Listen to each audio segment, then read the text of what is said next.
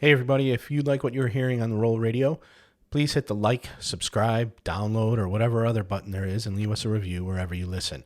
This will help us to continue bringing you the great content and amazing guests you have come to expect. Now, let's get to the show. This week's guest made a name for himself in the grappling world by winning a 250-man qualifying tournament for Kasai's Elite Grappling Championship. A purple belt at the time, he defied the odds by not only winning, but submitting 4 black belts along the way. But overcoming the odds is nothing new for him. Child abuse, drug abuse, and injury are just some of the obstacles he has overcome on his way to achieving his goals of becoming a fighter and jiu-jitsu black belt. On this episode, he discusses his incredible journey and what it took for him to overcome many of the things that would break most people. Here's RŌL Radio with BJJ black belt under Murilo Santana, instructor at Unity Jiu Jitsu, multi-time IBJJF first place winner, and 2020 Fight to Win bantamweight champion, Edwin Junny Ocasio.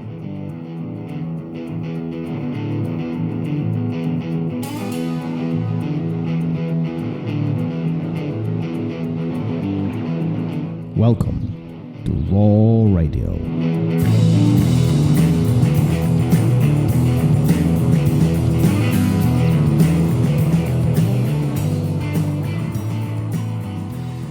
And we are live. Gary, Yes, sir, how we are are. you? I'm good. I don't want to hear a word. I am recording. You are recording now. So if anybody, if we've got listeners who have heard, oftentimes we do take twos, but not today. We got to it right in time. Real quick, before we get to the show, therolradio.com Fuji giveaway. We've given away 3 gi so far. We have more coming. Just go to therolradio.com.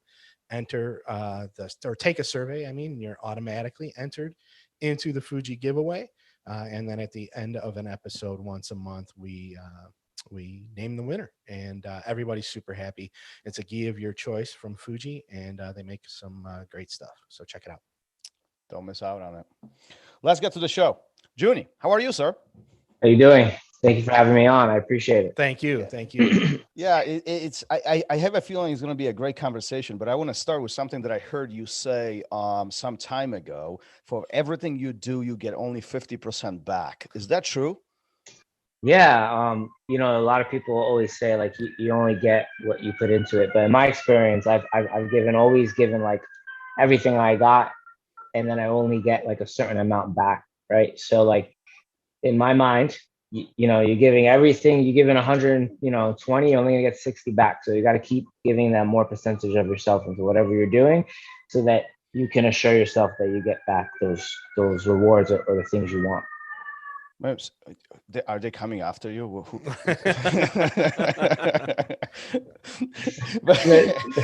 No, listen, I'm just messing around. But this is such an interesting, equation, if you will. Because a lot of people do say everything you put in, you're going to get it back. More you put in, more you're going to put it back. And you're kind of leaning in the opposite direction, which creates a very interesting mentality. Because essentially 50% back means that you're not going to get everything you put in. You're not. This is not going to be easy. No matter what you do, it's always a struggle. That's essentially what you're saying. I'm thinking, I think when I say it, that's exactly what I mean. It means like it's very hard to do certain things in life or whatever your endeavor is. But to just say like everything you're going to put into it, you're just going to get it back. Yeah, you kind of will, but it's not going to be so simple. I think it's more grayer than that, as far as like just saying like you're just going to get everything back. In my experience and what I've been through, things come back. They do. And these days I would say I'd probably change it to more like you're going to get like 70 back. Right. But ideally, whatever I put into it, it would always take me a lot more effort, more just to get back just the little things. And then the little things add up to eventually you'll get back, hopefully close to what you gave in. But I never anticipate just getting back everything I put in, because you're putting in time, you're putting in effort, you're putting in blood, you're putting in sweat, you're putting in tears, and you're sacrificing relationships, you're sacrificing friends, social time, all those things. You're not gonna get all that back. You know what I mean? You're gonna get some of it back, and you're gonna get the amounts that you need. You're gonna get what you need back. Is essentially what I'm trying to say. Like, you know, like I'm gonna get where I'm gonna go, but I know it's gonna take a lot. It's gonna take a lot more. So essentially what you're saying, that we have to make these decisions, these important choices in life, where we have to decide a social, aspect of our life. Are we hanging out with friends? Are we, going whatever it is we're doing with our friends, or are we going to work, and whatever that means? Are we chasing the goals? Are we chasing the milestones? Whatever we want from life. And even those cases, the hard work will pay off, but there'll be obstacles, essentially what you're saying, right? Yeah. That's the main thing, is that you understand that there will be a lot of obstacles. Now, this varies from person to person, because somebody will have everything in the world, money to do everything they need to do. And so essentially they can kind of do everything because they don't need to do the extra things. But majority of us, or the people who don't have as much, or come where I'm from, where like, you have things, but you don't have everything, and you have like just what you have to work with. You gotta bust your ass. You kind of have to decide, what you're gonna be and who you're gonna be, and what it's gonna take to get there. Because, like if I fail, I have nobody backing me up to help me. As where somebody else might have that, and they feel like they can manage everything. And I do know some people who are successful in that area like that, and that's cool. If you can do it like that, it's cool. But I'm from a more of a, like, real world, where there's, you don't have that safety net the same way. You know what I mean? So if I fall on my face. Yeah, we were talking to Dominica the other day, and I don't know her support system, but she was saying, if you want to be, you want to master something, you want to be the best at it, you want to be a champion, are you ready to sleep in your car by the gym because you can't make the commute? Are you ready to clean the mats and clean the bathrooms because you can't afford the fees to train there and all that type of stuff? And I don't think that's one of those things that people don't recognize a lot, and the sacrifices that athletes make. I 100% agree with that. I think that it sounds nice. Everything sounds nice when you're motivated. This is why I don't like motivation. I like discipline versus motivation. Everything sounds great when you're saying it in your head, but when it actually comes time to do it, it's your feelings, and you have to really kind of say, fuck your feelings, and just kind of do what needs to be done. Because like, I know that from experience, like every time I hit a thing, I was like, man, is this it? Is this like really it, or is there more? And if there's more, I can see there's more, but man, the only way to have new things change is to create new habits. So that might be stacking things upon stacking things that you really necessarily want to be. So like, if I know I have to do 4 sessions in a day, okay, and I'm exhausted, and I've been doing this for years, and I train a lot smarter now, but I'm exhausted. You got to do the 4 fucking session, man. That's going to make the difference between somebody who says, no, man, I'm tired, I'm going to feel like I go tomorrow, versus the person that said, no, man, it's in the schedule. That's in the schedule, so 100% on that. What do they say? Everybody wants to be a world champion, but nobody wants to do the work to get there. Yeah, 100%. And this again goes back to like life experiences, and having the outlet. So maybe somebody has a good family and has like good money and stuff, and that's awesome. I'm not hating on that. So they can be lazier. They can just train and sleep, which is ultimately what you want to do. But for me, that's non-existent. I got to train, I got to work, I have to move around, I have to study tape, I have to do my strength and conditioning, I have to see my trainers, and all that's on me. You know what I mean?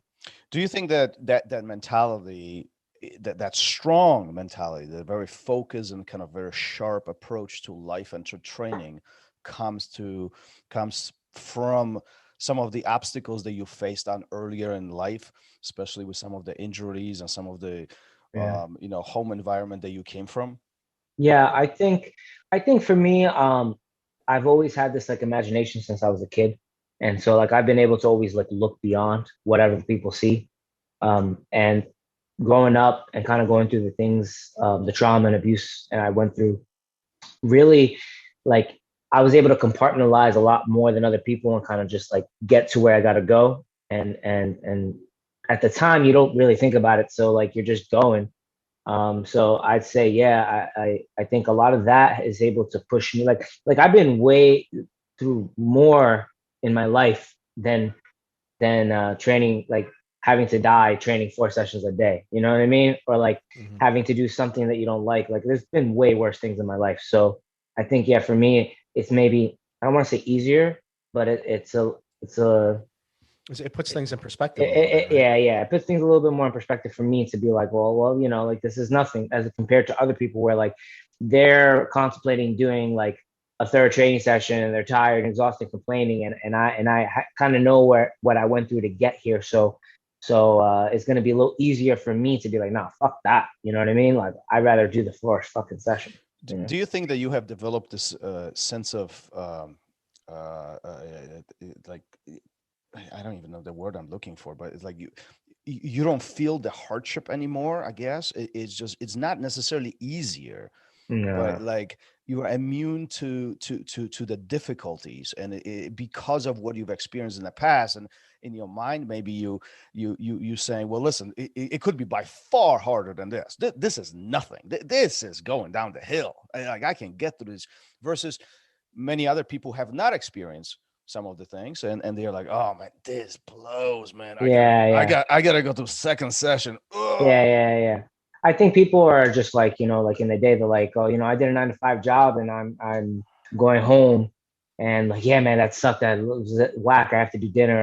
I can't because I'm tired. I can't exercise, or whatever the excuse is for whatever their day is. I think that for me, I'm tired, but my day starts at like 5:30 and doesn't end till like 10 something at night, or at least as far as training wise, at like physical training, or like at 8. But then, you know, you still got to go home, you still got to make dinner, you still have to get your stuff ready for the next day, you have to clean, and then you got to study some tape on top of that.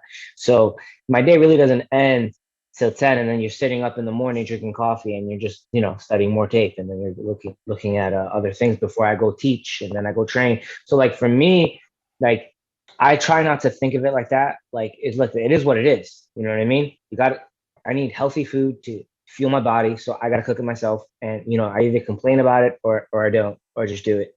And yeah, so I think it's just completely different in that regard as to how I view it versus other people. And I just think that people necessarily don't understand that once you cross this line of like what you think you're capable of versus what you're capable of, you can always keep it. Like you don't always got to push all the way up, but you could always keep it above the line, right? And once you could keep it above the line, you could understand that, no, dude, it only takes 20 minutes to cook, and you got to take 20 minutes to study tape, and then you know you get your shit ready the night before. You just do what you got to do to get it done, and you know you're not as tired as you think you are. You know, there's days you're gonna be tired, but you know, like every day is insane. Yeah, that's what David Goggins says, that it's once you reach the kind Love that guy's book. Did you read it? I mean, I read it like a year ago. I had the Audible, and it took me so long. But like once I got to the 40% rule, I was ignited with like, man, I remember listening to it, and I was just like, oh, I'm in the gym, and I'm like, I'm so tired. I was like, no, dude, I'm only at 40%. You know?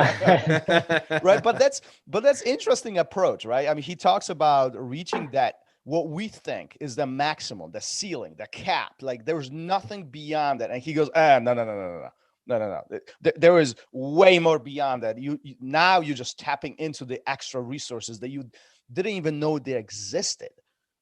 I mean, that's a very different mindset. Listen, let me inside your head, because, and this is what I'm thinking. There's tons of people listening right now who will say, you don't know my life. My life is hard. I have to do this. I have to do that. I have to do this. It's difficult. You have no idea what I'm going through. You know, Junny doesn't know what Junny doesn't. He's never been in my shoes. I mean, the line of excuses just begins, or reasoning, whatever you want to call it. It doesn't matter. But the point is, what in the world drives you in your head to not even allow that kind of thinking? So that kind of thinking sticks with every single person. It's always going to be, this goes back to like David Goggins' book, right? Because he speaks the truth. There's always going to be that negative part of you. So for me, it's the younger self of mine who was abused, who was into drugs, who was always told there was going to be nothing, that felt like you couldn't do nothing. That part of me still exists. And it's important to make sure that when that shit comes up, that your positive thoughts stay ahead of your negative thoughts, and that you're gonna talk to your old self and be like, no, dude, am I the 14-year-old Junny, or am I like the 32-year-old badass Junny who's like been through all these things and pushes through? So I don't want to say that it never seeps in, but as soon as it seeps in, you gotta quickly get that shit out of your head, because that shit is like demons talking to you, and it's just not good to let that sit. And when it does come up, and it does, because to sit here and tell you that I don't feel the times of depression or the anxiety or my old demons pop up would be a lie. You know what I mean? They always there, and they pop up in the worst times. But I'm able to navigate a lot easier these days, and to put that voice at rest and understand that I am who I am right now, not who I was back then. Yeah, I mean, this has to be difficult. Yeah, 100%. It's one of the things I struggle with a lot of the time. I'm really not vocal about it around people, because I'm an instructor, and you know, I'm always training, and you have like an image you want to put out there. But my image on social and stuff like that is really about just being real. And so, like, you know, it's very difficult. There's times where the depression comes for no reason, for me, and anxiety comes, and I'm always on the go. So everything's moving. But in my quiet moments, which are rare, but in my quiet moments, you know, you sit down and you think, and most of the time it's good, but there's the times where it's you know, you remember the trauma, the things you went through, and you know, having that negative outlook on life seep into what you're doing right now. It's difficult. It's a challenge. I actually got two mental coaches. Shout out to Emily Glock and Mindset Mike, to help me navigate through that this year. And I think this past year, in like the halfway through 2020 into right now, I've been working a lot on myself and really attacking those demons and attacking that mindset, and understand why I'm thinking like that, and why am I letting these negative things get to me. And it's really changed how I look at life and certain things, and also how I perform. It bettered my performances, because I was just being better about everyday life. Yeah, we had Emily Kwok on the show. Yeah, she's amazing. What an amazing person, isn't she? So you know, she's like just an amazing person. She just opens my mind to other levels of myself that maybe I don't see, and she always makes me second guess it, think about it, gives me like my homework, and just honestly really part of my journey for sports, but way beyond sports, man. Like just going way beyond sports. Yeah, I think, I mean, she's phenomenal jiu-jitsu instructor and practitioner, but I think goes way beyond that. And it's just the mental state and how she, you know, projects the information and the vibe. I mean, we had a blast having her here. But going back to you, I mean, like, I can totally see how these quiet times could be the danger zone. Like if you want to go, especially starting at 5:30 a.m. and you go and you train, there is a physical activity. You have this outlet of not even thinking about life, you know, and you train and you go through your motions, and then at the end of the day, kind of our mind starts spinning. And I think it's more like, you know, like I get you're dealing with students all day, you're dealing with teaching, you're dealing with your training, you're dealing with, you know, future, setting up your seminar, setting up your fights, promoting yourself, your brand, your gears, you know, the whole thing. And there's times where it's just like, fuck, man, I just want to sit down and just breathe. And then when you do breathe, you're just like, man, I got all these other things come up. So everything could be going great. And I you know, before the fights, you know, I don't get crazier these days when I set up my fights, but, you know, it always comes in, and sometimes you get voices and they're just negative, and they're just like, or have you prepared? Or are you sure? Are you going to be able to do this and stuff like that? And this is just like another voice talking to you. It's not really real. It's just like your insecurities that come in. And for me, it's very important to kill that right away, because you don't want to let them sit, because a lot of people will say they're doing their best, and then they're not really doing their best. Where like, I honestly am very honest with myself, and I know I'm doing my best. And if I feel like there's a part I could be doing better, I try to attack that and do that better. Yeah, I heard you I heard you say this, and I'm curious to actually pick your brain on this. So I read this. You said, set your course correctly, but be honest with yourself. Yeah. What exactly do you mean by that? So I mean, like, So many go people, ahead. like so many people set their goals. Like, you know, Yeah, I'm gonna yeah, do this. I yeah, want promotion. I'm gonna get this job. I'm gonna do this. I'm gonna buy a yeah. house, whatever, bro. Right? But then, yet there is this perceived idea of where we want to be, who we want, how we want to be viewed, especially with social media today, which is not so real, right? Yeah, I'm curious what your thoughts are on that. When I say, like, okay, you're gonna set your goal. Okay.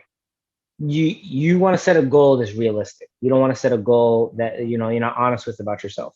So, like, when I say I want to be, it's a funny story. When I was much younger. I was like 16 and I got into wrestling. And I think I was like 15, 16, I got into wrestling. And I never found something in my life after having so much trauma that I felt like I can get my aggression out. And it was the most amazing thing to me. Gave me a sense of purpose. Like, man, I'm good at this. And then I used to love, wrestling, and I used to like WWE wrestling. And then I fell in love with like the mixed martial arts. And I always like, oh man, that's amazing. I'm gonna do that. You know what I mean? And I popped my ACL at this time in my life. I was on like a lot of, drugs, a lot of marijuana, a lot of pills, and I was always talking about it though. Like, I was like, my knee wasn't fixed, but I was like, oh, I'm gonna do this. Everyone just laughed at me. They just looked like, like, no, dude, I'm gonna do this. And so I think it was like 18 or 19. I moved to the city. I worked a deli job for like 7 years. But in those years, I got enough to get insurance to get the ACL surgery. And I got the ACL surgery. And then the ACL surgery really shocked me because I was like, fuck, I got the ACL surgery. The recovery was not easy. The recovery was so hard that I was like, Yep. the recovery is so hard. How the fuck am I going to do that? You know what I mean? And through that recovery, I elevated my mind and was able to push through limits. And I did this all pretty much on my own. And through that, I was able to, okay, well, we already did the surgery. Okay, now I'm going to join a gym. Then went from a gym to joining a gym to doing another year of PT for ACL surgery.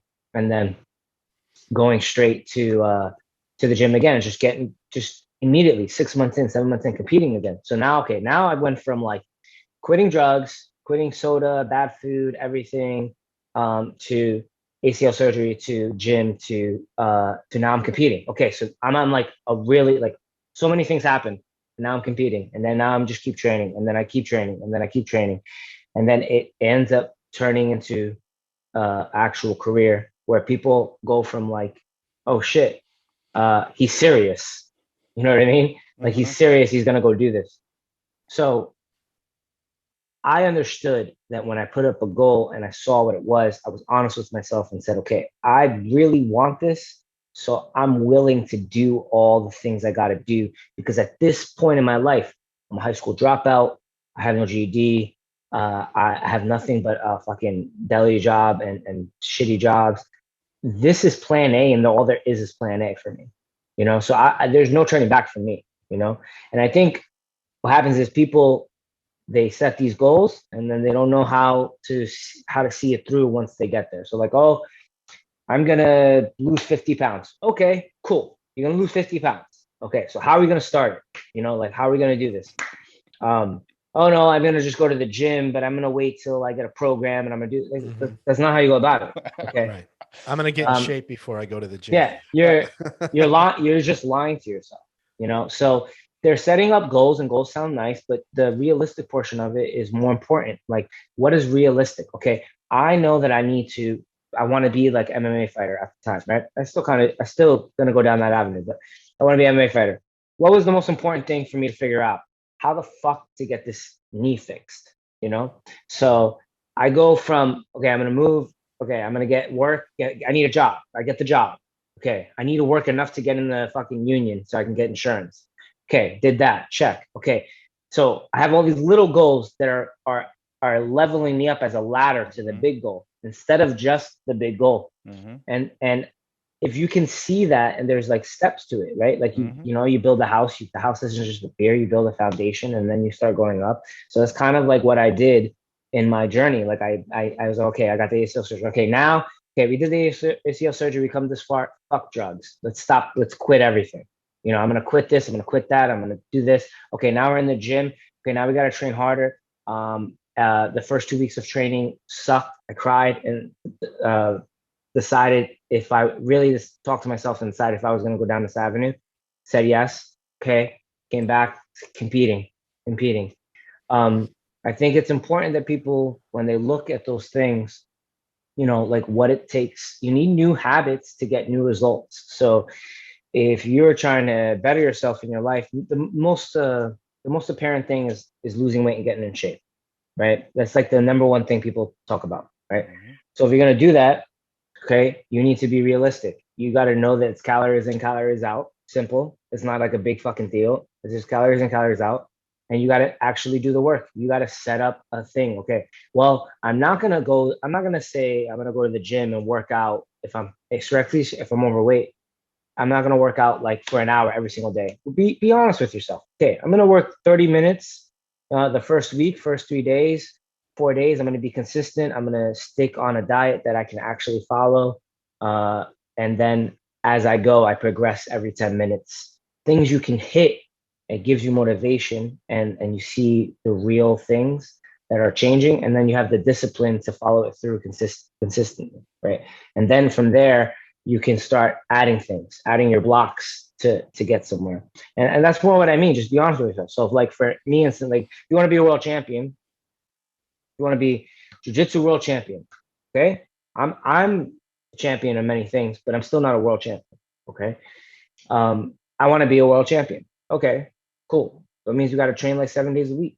Got to do it like 3 or 4 times a day. We got to put a lot of hours in the mat time. And then we got to go lift when we don't feel like doing it. We got to show up when we don't feel like doing it. We got to do drilling when we don't feel like doing it. And we have to fucking want to be in there. You know, you got to want to do it. If you're just there, you're not really there, right? Well, but let me ask you, Junny, because, you know, my friends want to hang out with me. You know, there's the show on Netflix. You know, there is this pizza that's really smelling good right about now, and this couch is goddamn comfortable. Yeah. You gotta decide who you're gonna be and what you're gonna do. Yep. You know, you gotta decide what's more important. Let me tell you something. I love food. Okay. I love food. So, but if it has to do with the food versus what I'm after, what I really like, I see myself. Okay, I'm gonna choose the other thing, and I know that's difficult, but people gotta like really look and decide what they really want, right? So if you'll find out quick if that's what you really want, right? Like if you want to be a world champion, you're gonna find out 3 weeks into the training, a month into the training, professionals, like the higher level guys that are training every day, you're going to find out how tough it is, if you want to do it, and if you can hang, right? And if you can't, you're going to find reasons why you're not going to come train. You're going to choose something else. You're going to do this, or you're going to just do it as a side hobby. So my thing is this: if you want to be a hobbyist that's really good at jiu-jitsu, be that. That's fine. You could come in, you could train as much as you want, get as good as you want. That's cool. But to say you're going to be a world champion, man, you need actions for that, right? Like you need actions. Like, because I'm not a world champion, and I train a lot more than some world champions. You know what I mean? So you gotta pay attention to hold yourself accountable to what you're asking of yourself, right? So like, I know I need to get stronger. That means that I gotta pay more attention to my workouts in the gym. I can't rush, and I gotta maybe add like 15 to 20 minutes to each workout so that I can take my time and really hone in on building that muscle and building that explosion, stuff like that. Little details. Do you think that people are afraid to fail? That's why they quit before it happens? 100%, man. They're just afraid. They're afraid of failing, but I think they're also afraid. They're also afraid to like, they don't know their limits. Like you don't know your limits until you push through, you know? And I think a lot of people think less of themselves more than they let out. And so they can never get to a spot where they understand, like, oh no, dude, I'm capable of much more. What do you mean by people think less of themselves? I think the perception of people and where these days, we don't really put ourselves in positions to grow physically and mentally. Maybe mentally because you're going to school and stuff like that, but like really put yourself in positions that force yourself to go to a place that pushes you beyond your limit. And until you go there, you're always going to think your limit is beforehand. And so you're not going to really know. And then you're going to see people, and then maybe you'll fail at something a couple of times and be like, man, I can't do that, but you can do anything you want to do with enough work and effort. You know what I mean? Do you really think that you can do anything you want? Sorry, Gary. No, I think well, go ahead. No, well, no, I was just going to say that, yeah, talking about testing yourself, I've been, towards the end of last year, going with guys all the time, every training session with guys that are bigger, stronger, faster, younger, a lot younger. Most had a lot more time on the mat than me. And a year ago, I would have been like, fuck this, man. This, I can't Yeah. do it. I can't do it. But I did it, and I went through it, and I got smashed all the time. And I learned that, I can do it. And like you were saying, I know I'm never going to be a world champion. There's limitations that I think I have at this point and things that I know about myself. But if I didn't put myself through the mat time with those individuals, I would still think that I can't do what I did do. Exactly. So you put yourself in a position where you're either going to find out, right, or you're going to grow, right? You're going to grow no matter what, but you're going to find out those limitations for yourself. And then you'll decide what you really want and what's real for you, and that's cool. And to answer your other question about if I do believe someone can do anything they want to do.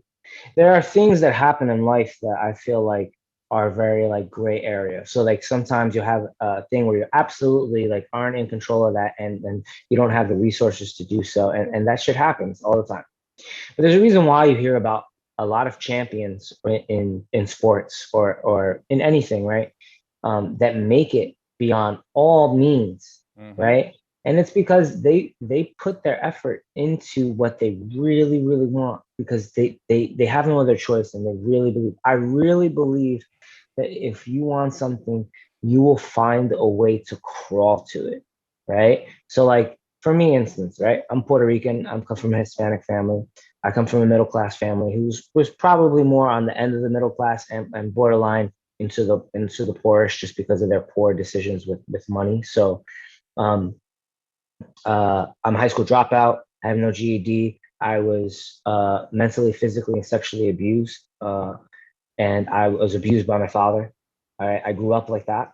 Okay, I grew up like that for years, with a lot of like Stockholm syndrome stuff that happened to me, and I had ACL popped and fully torn off, and nobody helped. And I was able to and I was on drugs. All right, I was on marijuana, I was on pills. I was in that position of like, oh man, I can't do anything. This is shit. I used to sit down and get high, and I used to just think about what I could do and how much I hated myself and my life and all my trauma that plagued me for years. And I was still able to find a way to push through, so that I was able to get to a place where I can see that dream actually become a reality, and I was able to do it with doors opening. Doors always open. There's always going to be help. Anybody says they didn't get any help at all is lying to you. They get little bits of help. It's not a lot. But the people who get help are the people who actually put effort into what they want to do, because people come along in your life and they see how hard you work or what you're trying to do, and they get little bites. They open a door. You might not necessarily get help, but the door opens, And I worked in my life hard to get to where I needed to go, and my door was Murilo. Murilo opened the door for me. He said, okay, here, I'm going to open this door, and then everything else that happens is on you. And that's all I needed, And I met somebody earlier in life that gave me a little bit of a very small grant, but it was enough to get to competitions and stuff like that. And then I use all my own money to always compete. And I used to have to train full time and work and barely sleep and travel back from the Bronx to Manhattan. So like anything that somebody says that they can't do, or like how like, oh, I was on drugs. Okay, well, that's a check. Okay, well, you were abused and you had this thing and everyone else. Well, that happened to me my whole life.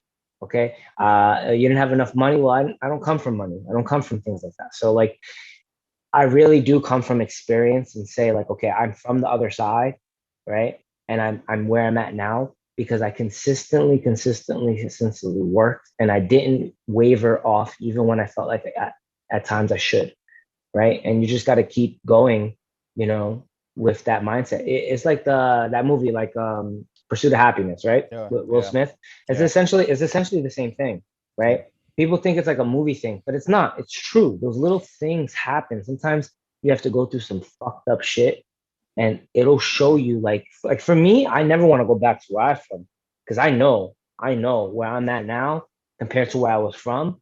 I'm like your stereotype Hispanic, Puerto Rican from where I'm from to where I am now, with all the drugs and stuff. Like, you know, like I know what it's like to be on drugs and marijuana and pills to fuck with your head, to think that you can't do things. So like I even know even more, and then I know what it's like to work. So like these days I have nothing in common with nobody who doesn't want to work for nothing.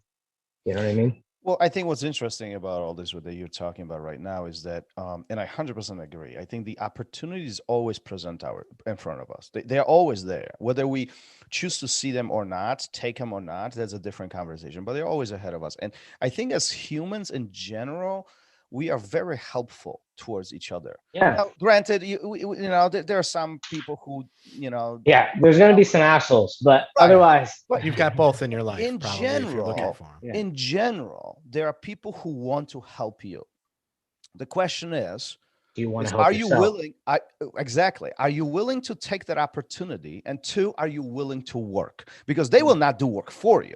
They will just help you. They will open the door. They will create an opportunity. And whether that means is, listen, clean the mats and you train for free, or, you know, here's an opportunity for a job, or, you know, or maybe here's something that you can get off the ground, or whatever the case might be. You still got to freaking buckle up. Get your shit together, and you got to work. You got to work. You got to make it happen. So this is why I love it. In whatever you're doing, at some point you can, you know, fake it till you make it. But in my sport, that shit don't work at the highest level.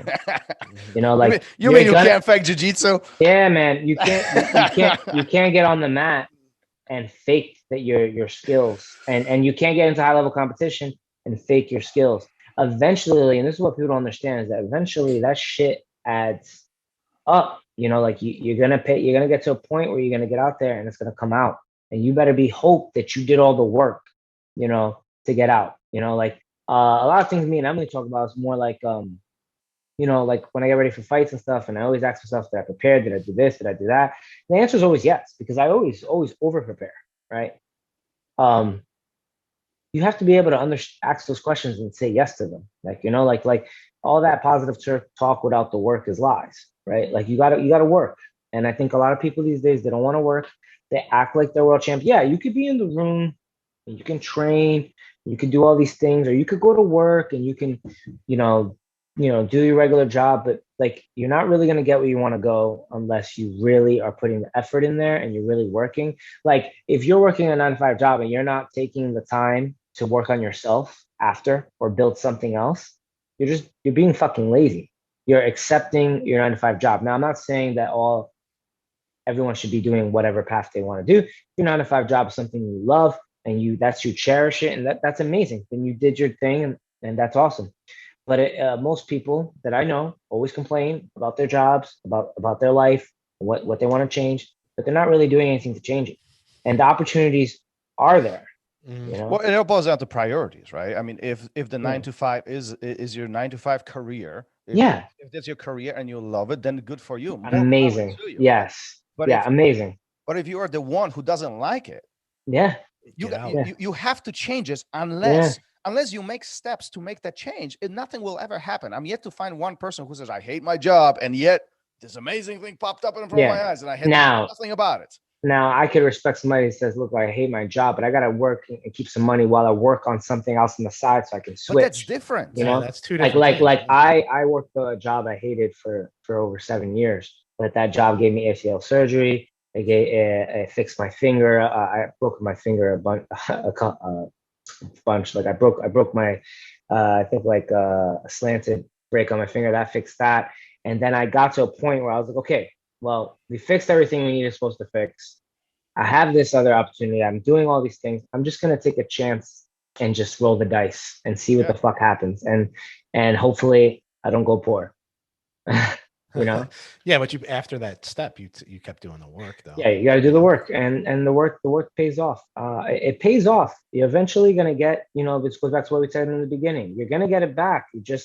You got to be willing to like really work. And I think for me, some people, and it irks me a lot because some people can work way less and get what they want, right? And I always got to like work like much harder. But it's important to understand that you need to work harder, because then there's going to be those times where like the adversity is going to hit you and you're going to know you can get through it, right? Mm-hmm. Versus the person who's already got it easy and they get the same things, but then when they hit adversity, they don't go with it the same way. This is why like I see a lot of people in the jiu-jitsu community are like you overlap them because you kept going, you kept doing it, and other people change their priorities, they change whatever they want to do, mm-hmm. and just different lives. But often that's one of the main reasons why people quit, because they look at the guy who started right next to them, or maybe started before them, and you pass them by and they are like, because their priorities their priorities are not the same, and maybe they shouldn't be. Right. There's no judgment, but priorities being different. But the point is, you can't have expectations of high performance if that's not your priority. It's just, it will never happen, at least not with the same outcome or same result as you were hoping for. Right. I mean, I like, and when I say this, I don't want to sound like I'm like, like your priorities change, or like you're a bad person because like you didn't do this. I'm 100% for whatever you feel like is for you, but like, be honest with yourself and what you need to do, or where you want it to go. Like, don't blame anyone else for your own shit. Like, I'm responsible for my career, my success, and my happiness. That's all on me. That's not on nobody else. It took me a long time to learn that, right? Because going through what I'll go through, you're always blaming people because, I've been through some stuff that you can blame some people, but essentially you're responsible for your own shit. Like, I'm not responsible to make you happy, and you're not responsible to make me happy. My career and my success and my work ethic, that's all on me. Those are all choices that I make. So I don't, feel that bad when, you're choosing choices that you're doing for you. If that's good for you and you have your job and you love it, and I love that, man, do it. If you have a job and you want to compete and you want to still be like a high level person, I know people that have done it. I know people that have done school and still did world-class jiu-jitsu and did everything. You can do it, but I'm sure that those people did schoolwork when they needed to do it, and when they set the times to do the world training or whatever training they did, they stood to it and they stuck to what they were going to do. Now that's different than somebody who's like, yeah, I'm going to do this, I'm going to do this, I'm going to do this. Oh, it got hard. Okay, I stopped. It's different. Was there like a rock bottom or an epiphany moment for you, anything like that? Because it's obvious that you changed mentally. Was there a fork in the road, maybe, so to speak, where it was like, if I don't fucking do this now, it's never going to happen, or I'm sick of myself, or anything like that? Was there anything that I think for me, I always battled with that for years. So there would always be like those questions, or like the fork. I think I would always battle with my depression and my trauma and stuff like that, and my goals and stuff like that. But I was just I don't know, man. I was always content. I was always angry because people always used to tell me I couldn't do it. So I used to like use all my trauma and all my anger to push through that shit. Like always. But I do think, if you don't mind, why don't we go back a little bit? I think what Gary is referring to, and I wanted to ask you the same thing actually. Now, you do wrestling. You were in your teens. You actually pretty good at it, so as far as I understand. And there's a lot of passion. I was good at it in the beginning until I let the environment get around me. And then you get those injuries, right? Yeah.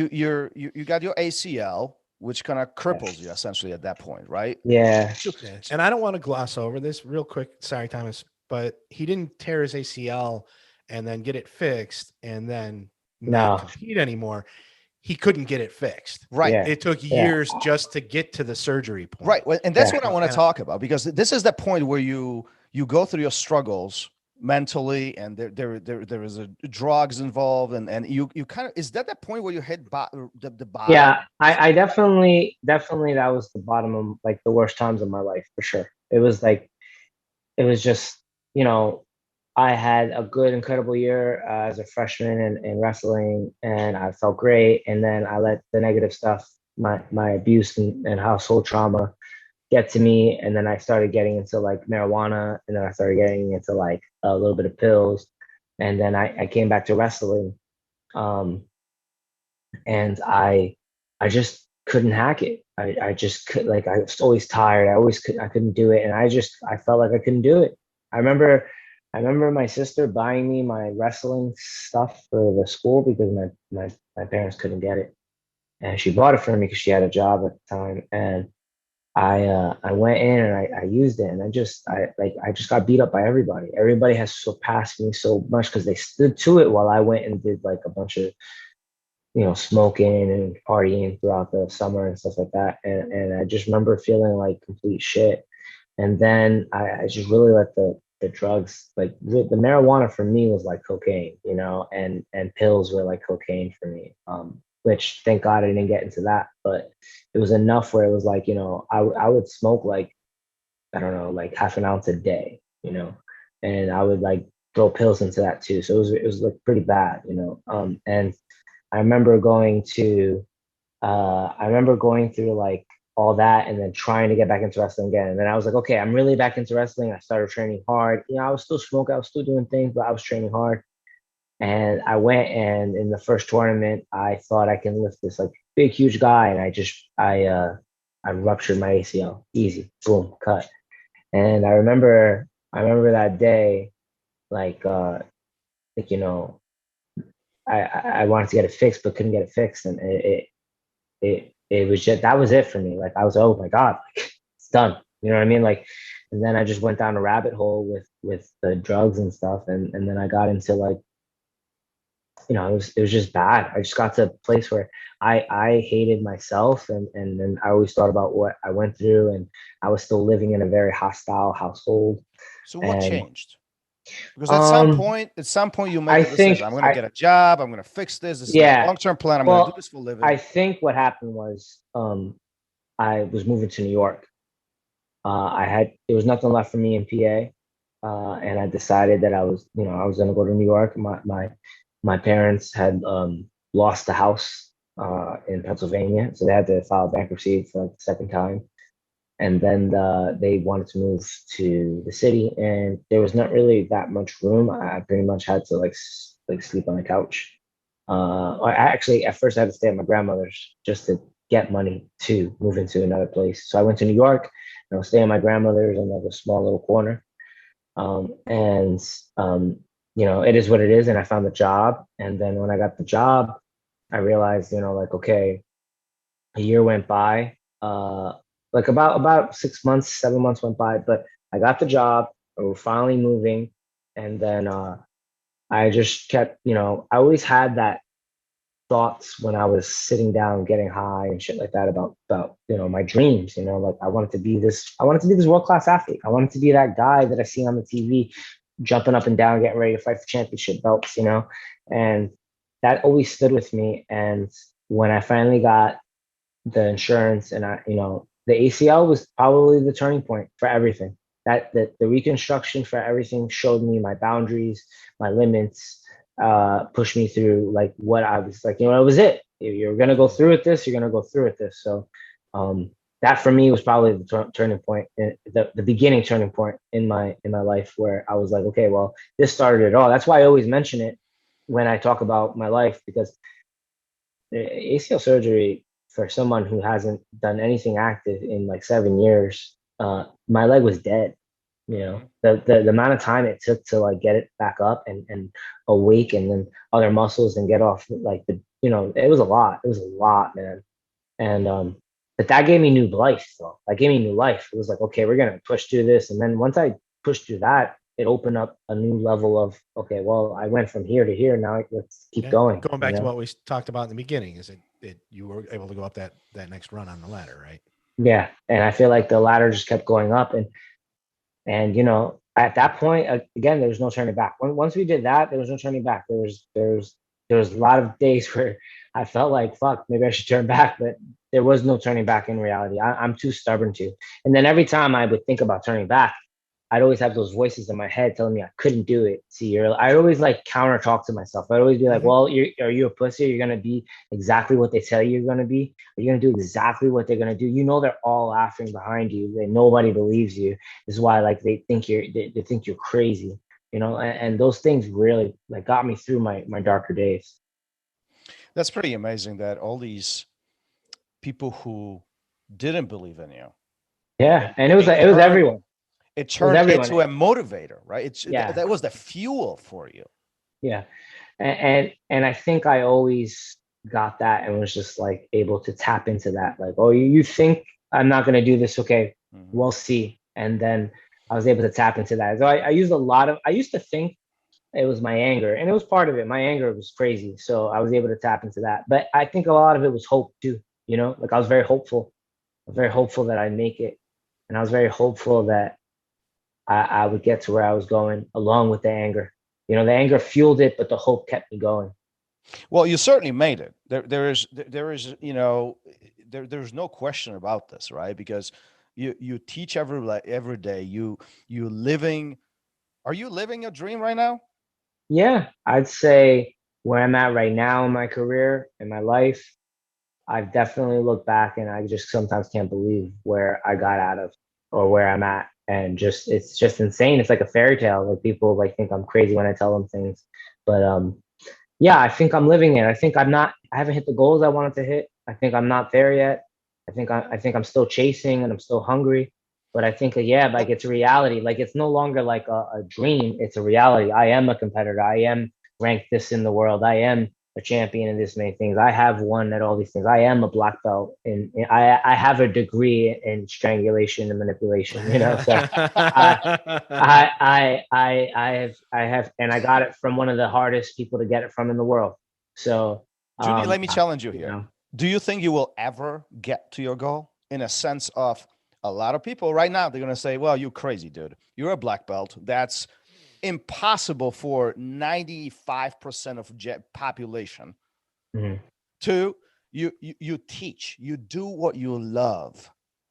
Three, you don't have to put up with your past, all the you know, abuse and all the bad stuff that's behind you. You're not even dipping into this anymore. You got out. You're living the dream right now. Life couldn't be any better. Do you think there is more to it in your mind, or are you just continuously changing your goal? I think it changes. Yeah, I think I have that thing where like you succeed at one thing and then you're like, but that's it? Like, what's next? You know, that was so easy. Yeah. That always goes to the next thing. Like I'm probably never going to be satisfied because I'm addicted to the success, right? Like if you ever read Relentless, Audible, like that's pretty much my mindset. Like I always get to a place where I'm like, okay, what next? What's this? So like I'm not content with repeating the same goal, or if I do repeat it, I repeat it in a better format. I do think the goals change, and I do think, you know, I'm never going to be satisfied because I feel like if I hit the goal, it's going to change as soon as I hit it. But as of right this second, I'm definitely not satisfied. I haven't hit my world champion goal, and so when we hit that, we'll see. But I'm sure I'll change it to something else. I'm very adamant about a bunch of things. I think I'm adamant about like having my own academy, and then having a slight MMA career, and then as much as people make fun of me, I think I like want to get into an MMA career, and then maybe it will turn into an active career.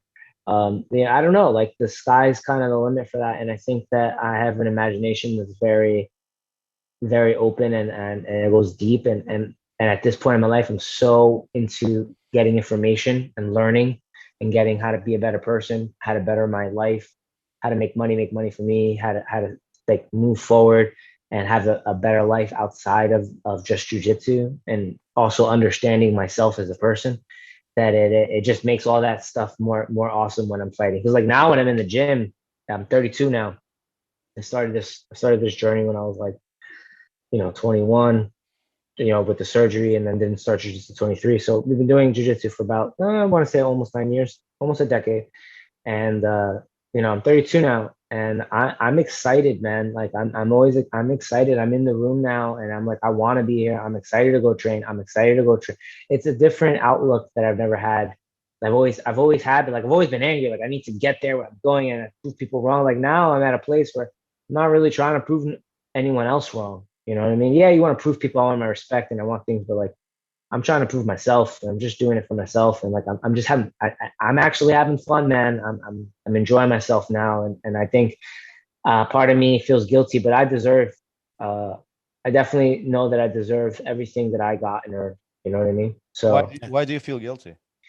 like I train really hard and I follow really disciplined things. So like if I go out and like have like a crazy cheat meal, I'll feel like fucking I'm not doing the right things, or if I'm What's your favorite cheap meal? Let's dig into that something. you're gonna make me look fat on here, man. Nah, I know people don't know. Like I'm like a foodie. Like I love food, man. Like I have a really bad cookie addiction. It's really bad. Okay, what kind of cookie? What kind of cookie? Man, I like peanut butter. I like a chocolate peanut butter, but like just cookies, man. I've been to every place that I've traveled to jiu-jitsu, no matter if I made weight. I always find an amazing cookie spot. Is that why you fight under or overweight, I should say? You're fighting at you're fighting at 149, but you're coming in at 142. You never have to worry about it. Well, yeah, man. I don't have to. You don't have to worry about it. You can have as many cookies as you want. I'm a small man. So like it's hard for me to keep that up. So when I go up weight, it's just extra food, like it just means I don't have to like pay attention. But no, cookies are really bad for me, man. Like I have such a bad cookie thing. I could eat like cookies like this big, like 6 of them in one sitting, and it's not gonna bother me. So like, yeah, I have cookie. I love pizza. I love burgers. I love. So the real question is, do you have cookies at your house right now? No. See, I do not. I actually got into like this whole like anabolic cookbook, calories in, calories out. So like just everything high protein, just still eating good fun foods and shit like that. And so I make all my own. I've been making all my own cookies, all my own cakes. So like I'm able to actually have cookies now, but they're not gonna kill me and stuff. But like nothing compares to like a real cookie, Are the cookies you make good? I think they're good, but they're protein cookies. They're not. I mean, as good as I can make a protein cookie, but if I can eat French toast and still like be at my weight class, I'm straight. I'm just messing with you, man. That was intriguing. I didn't even know that you were a cookie. Oh yeah, love food. Love food. Monster. I can relate. And they actually, Cookie Monsters come up quite a bit. It's actually pretty funny. No, like I fucking love cookies. It's really bad. In New York, I've tried everywhere, and if I haven't, I will get to it. Nice. Well, if you ever come to Chicago, we'll hook you up with some cookies. We got some decent cookies here. Yeah. Yeah. I remember in my last tournament, I was in Orlando, and I had changed my whole diet for a same day weigh-in because it's a little different than what I would do for a day before weigh-in. Mm-hmm. And you get acclimated. So, I changed everything. So my body shrank a little bit. So I wasn't as hungry. I got filled up fast after the tournament. So I didn't eat nothing. But at some point during the night, I was like, yo, I'm hungry. And then I started looking at cookies. And then I had this Uber Eats deliver me a cookie, and I forgot. It came an hour later. 6 cookies. And then they were this big and they were amazing. And I ate one and I was like, okay, I'm not going to eat any of the other ones. And I woke up in the morning and there was like one left. And I was like, that's how bad it is, man. And then I was like, okay, I'm going to throw this one cookie away because I'm not going to come back home and eat it. No, I didn't. I packed it and I took it back. For sure. Who throws cookies away? Yeah, so that's my bad little sugar rush. Hey, what do you think is more rewarding for you, teaching or being a student and continue growing yourself? What's more rewarding? Passing on knowledge is a skill in itself. So I don't believe you become a master of your craft till you can actually pass down knowledge. So I would like to think that teaching is very important to me, especially paying it forward to other people when I had help. So it's important. But being a student is important as well. So I want to say teaching is important. For me, it's important because I learned so much from teaching. So it's like it's like I'm being a student. So I'd have to go with more teaching, but being a student's important. But understand, when you're teaching, you're being a student. You're studying your positions. You're understanding how to break down positions to the middle, the little like details, so that the student who doesn't know anything can get it. And then as you do that, you find yourself training and doing the same things you're teaching. So it becomes one of those things where it's like, it's kind of an all package thing. Yeah, it's often they complement each other, right? Being a student makes you an instructor, but in order for you to be a good instructor, you really have to educate yourself. You really have to understand the mechanics. Yeah, you can't just like look something up and teach it. You have to know those positions. Some I can tell you, I know a lot of people that do, but I can tell you that the good instructors, they understand what they're teaching, and they break it down. And if they don't understand it, they play with something long enough. Like if I have a new position, I want to work with people that I've never learned myself, and once I learn it, I troubleshoot it for a while before I'll even pick it out. And then once it's tested in competition and in other areas, then I come back and I teach it back. That's awesome. That's a great way of approaching that whole topic. And you're right, knowing jiu-jitsu and teaching jiu-jitsu is two different things. These are two different skill sets. Yeah, like a competitor and a coach are two different things, and being able to master both is kind of like cool, you know. But it gets difficult sometimes because, you know, you got to make sure you're the competitor, and then you're the instructor when you need to be the instructor, you know, and you got to learn how to turn that on and off. Yeah. You mentioned you want to open your academy in the future. Is that on a short term? Yeah, no, it's definitely going to be something I do. That's going to be guaranteed. But yeah, it's be in the coming years. I'm trying to give myself a little bit more time to hit the goals I need to hit, because I know when I start the academy, I need to give some time to the academy. Otherwise it won't grow in the way I need it to grow. So yeah, I mean, that's definitely going to be one of the things we do. But you know, right now I'm planting seeds, right? Small seeds that are gonna, like, you know, grow in like a year, 2 years, 3 years. But right now I'm just like enjoying training, learning, teaching the students who deserve it, and getting to a point where I can go out and have some, like, I'm enjoying pushing my limits in competition and seeing, you know, I always told myself I want to be the best. So I'm enjoying testing myself out right now, and just, you know, pushing my limits and just being the best version of me. I think now is it's the most fun I've had. Like, I'm finally in a place where like I really feel like it's my time and stuff like that. So it's important for me to like give myself the time to be a little selfish without opening a school just yet. Good for you. Good for you. I mean, I think that's a great mindset. Listen, Junny, before we wrap this up, we've been this for an hour, but before we wrap this up, we got a little surprise. We got 5 questions for you. 5 questions. We didn't tell you about these. Okay. Try to answer those as first thing that comes to your mind. Kind of rapid answers. Okay. Some of them are fun. Some of them are more serious, but it always leads into interesting ends of the conversation. Okay. Yeah, for sure. And we're going to have to do another episode with you, because there's a ton we didn't get to. So, yeah. Let's do a part two. Part two, sure, and we could dive into like some deeper stuff. Yeah, we didn't even really talk about jiu-jitsu at all today, did we? Yeah, no, man. I got a lot of more stories, but it's gonna take. It would take a little bit, like maybe an episode on just like, you know, like trauma, abuse. You know, that's important. A lot of people can relate to that. Yeah, for sure. I actually something happened today when I was listening to a different interview from you, and it brought back some memories for me. And at the exact same time, my 6-year-old was doing something utterly ridiculous, and it was like, man, how do I handle this in the proper way? Yeah. Right, with this kid, to get to, so that he understands that this is not acceptable behavior, but we both walk away from it better. Yeah. And I didn't handle it the way it would have been handled in my house. And it was literally when you were talking about abuse in a different interview, and it is very important. So thanks for sharing all that. Yeah, for sure. Let's get to the funner stuff. And okay. Right now, number one is, what was it like the first time you stepped on the mat? Exhilarating. That's an interesting word to describe it. Why? There's nothing like fighting, man, in a controlled manner.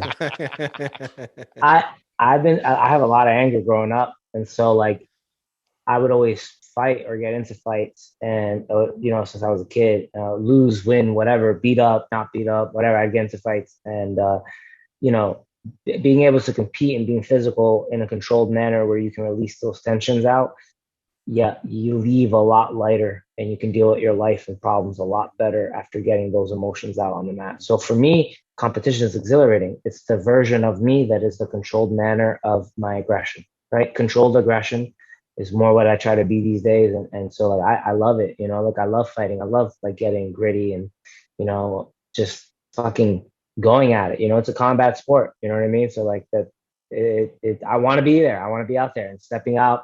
There's nothing, I zone out a lot, but there's nothing like stepping out there, them saying, this person champion, Professor Junny, that fucking, that shit just means the world to me. Like, just because like, that's what I've always wanted, So like, for me, like exhilarating, nervous, wrecking, all these other things, but nowhere else in the world I'd rather be. Wonderful. A lot Great of passion. Answer. Yep. What has been your most rewarding achievement? Receiving my black belt from Murilo Santana. I want to say it was going to be like a fight to win championship. That'd be like my most prestigious title. But I want to say that getting my black belt from one of the people that is the hardest person to get the black belt from, and a brother and a friend, was one of my best achievements. I grew up with no degree, no GED. Got left back twice. Everyone thinks, back then think I was stupid and always got made fun of and stuff like that. So that was my one degree. That was myself. It was my one diploma that was like, okay, well, 10 years, my whole entire life, this is mine. Like you can never take that away from me. I did something that none of you can do. And I did it from the hardest person to get it from. That's an achievement that will always stay with me. Like I love my thing that says my name and I got it when I got it, and that the certificates, that's beautiful to me. That's great. That's great. Have you ever wanted to quit? Multiple times. It's a long, hard time, and there's going to be times where it comes up where I'm exhausted and I'm tired because I work so hard, and sometimes I don't get the result I want, or I push through things that people don't have to do to get to where they want to go. So it's difficult. But at my core, when I have to choose whether of being like a straight up quitter or pushing through and persevering, I'm going to always persevere. I'm always going to push through, get to the other side. And we're going to get there if we have to crawl our way there. Does not matter. Nice. All right. You just talked a little bit about it, but let's go deeper in. Describe your feelings when you received your black belt. Like the moment that it got tied around your waist. I started crying, and it was one of those feelings where you got it and you were just like, whoa, like, wow, I'm a black belt. Like Did you know what's coming? No. And complete surprise. Yeah. And well, I have hinted. It was hinted it was coming. It was hinted. But you don't know till you know. So I wouldn't put that, but like, even if you knew, it's around your waist. You're like, it's just a beautiful feeling to know that I had done something special for me. That was my moment. Some people that day, I think, ruined my moment. Some part of my family's ruined that moment for me later on. But in that one moment, it was definitely the achievement of my lifetime for that. Like that's more than medals and being a champion, all that stuff. That was more like I did a life of perseverance to get to a position of where I'm at. And so like, it was definitely something I hold dear. Like my belt that I got promoted with, because it's a special belt that he gives only Unity black belts. And it's just my baby. Like it's my baby. Like I absolutely adore it. It means the world to me. That's great. On a little bit of a tangent, if people do any research on you, they're going to see that it, in relatively speaking terms, you got your black belt quickly. But yeah. I think what people don't understand is, and I even wrote it down. It's kind of like not the years that you took to get it. I'm guessing, and I'm probably right about this, that you put more time on the mat during the day, Monday through Sunday, to make sure that you got it in that shorter amount of time. Actually, I was one of the people out of the people from Unity that was like one of the later people to get it. I actually got held back a lot by Murilo to make sure that he always pushed me hard. which I was happy because everything he did was at the right time. Like I got my black belt and I made my black belt debut, and it was an awesome debut. So, yeah, it was hours. You know, I put more hours on the time than people put in 20 years. So, you know, that for me, that's also like you're also getting it from the person who holds people back. So who held me back a little bit more than others. And so like, yeah, it was quick, but it also was not. You know, like it also was like a lot longer than my peers that were near me that I was there before them. And so it's a little bit of both. But yes, overall, 100%, like a black belt in 8 years, that's pretty, from Murilo Santana, that's pretty amazing. Great. And while we're talking about that belt, do you wash your belt? Oh, I washed it the first time I got it to shrink it, but it got a little bit, there must have been some type of bleach inside there. So there's a small spot on it where it has the like little bit of brown. And then I got so paranoid, I never washed it again. Nice. Do you wear that belt or do you keep it on the side as your? No, I wear that belt. No, I'm going to wear that belt. That belt's going to break down. Good for you. No, I love that belt. Good for you. Junny, thanks for being here. Amazing stories, amazing, amazing life, if you will, from the struggles to the successes. And, I'll be sitting back and just enjoying and kind of watching you go through your life as the future unfolds in front of you. Where can people find you? How they can connect with you? Where are you available? You all over the social media. Talk about that a little bit. Yeah, so I'm obviously I'm on Facebook, but I really don't pay attention to Facebook, to be honest. I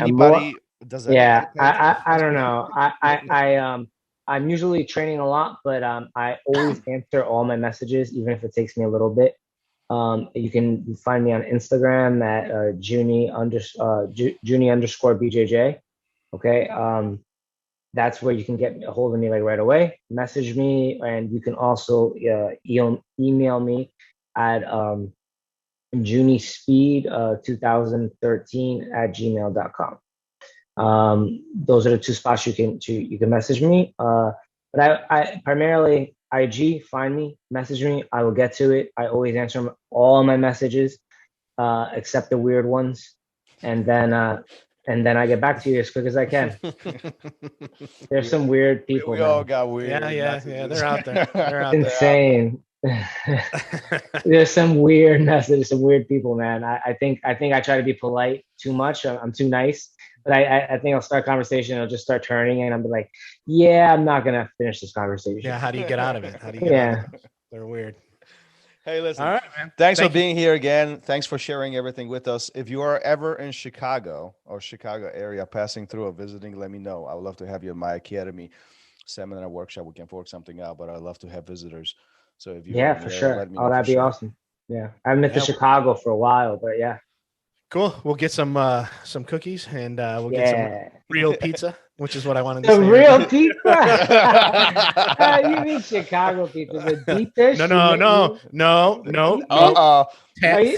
Thin crust, tavern cut pizza. Okay, but then that's real pizza. Yes, it's real pizza. See, I enjoy a Sicilian slice, but real pizza, because I went to Italy for a competition, and then I tried the pizza over there, and then I came back. I never ate Domino's again. I never ate that pizza again.